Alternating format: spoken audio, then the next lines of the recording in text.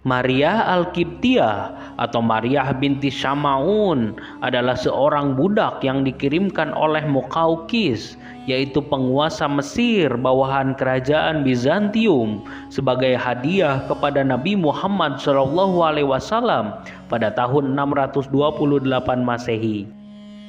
Menurut sebagian tokoh Islam, ia juga merupakan istri Nabi Muhammad SAW yang dijuluki sebagai Ummul Mukminin atau ibu orang-orang beriman. Ia merupakan ibu dari putra Nabi Muhammad SAW yang bernama Ibrahim yang meninggal ketika masih kecil. Maria tidak pernah menikah lagi setelah meninggalnya Nabi Muhammad SAW pada tahun 632 Masehi, dan kemudian ia meninggal 5 tahun kemudian.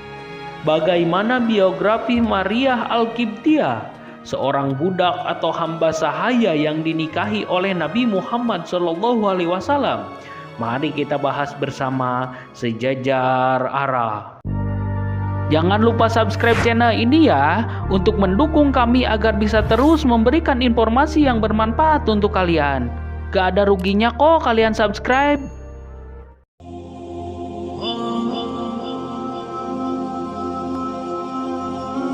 Maria Al-Qibtiyah adalah seorang budak yang berasal dari Mesir.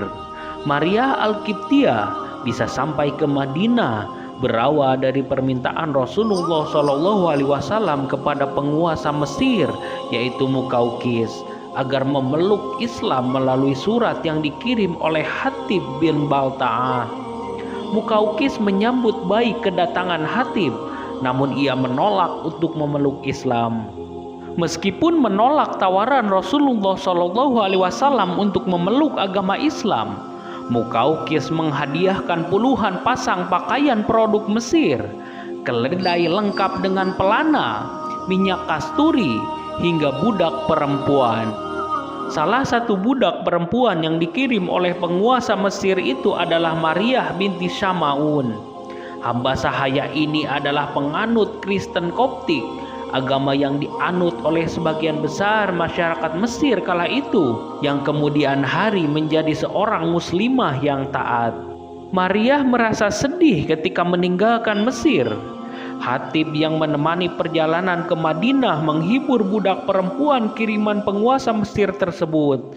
Hatib juga menceritakan tentang Rasulullah SAW dan agama Islam. Kemudian dia mengajaknya untuk memeluk Islam. Akhirnya Maria bersama 2 budak lainnya memeluk agama Islam. Setibanya Hatib di Madinah, Rasulullah SAW mengetahui penolakan Muqawqis untuk memeluk Islam. Rasulullah SAW juga menerima hadiah dari penguasa Mesir itu, termasuk budak yang dikirimnya. Rasulullah mengambil Maria Al-Qibtiyah, sementara budak lainnya seperti Sirin bin Syama'un diserahkan kepada sahabat Hasan bin Sabit. Kemudian Rasulullah menitipkan Maria di rumah Harisah bin Nu'man. Di kemudian hari, Rasulullah SAW memerdekakan Maria dan menjadikan wanita berparas cantik, berkulit putih dan berwawasan luas ini sebagai istri. Pernikahannya dengan Maria melahirkan putra bernama Ibrahim bin Muhammad. Namun putra terakhir Rasulullah SAW itu meninggal di usia yang masih belia. Kehadiran Maria sempat membuat istri Rasulullah SAW yang lain cemburu, seperti Aisyah binti Abu Bakar dan Habsyah radhiyallahu anhu. Selain yang posturnya cantik rupawan, Maria yang memberikan Rasul putra juga menjadi penyebab cemburunya para istri Rasulullah SAW.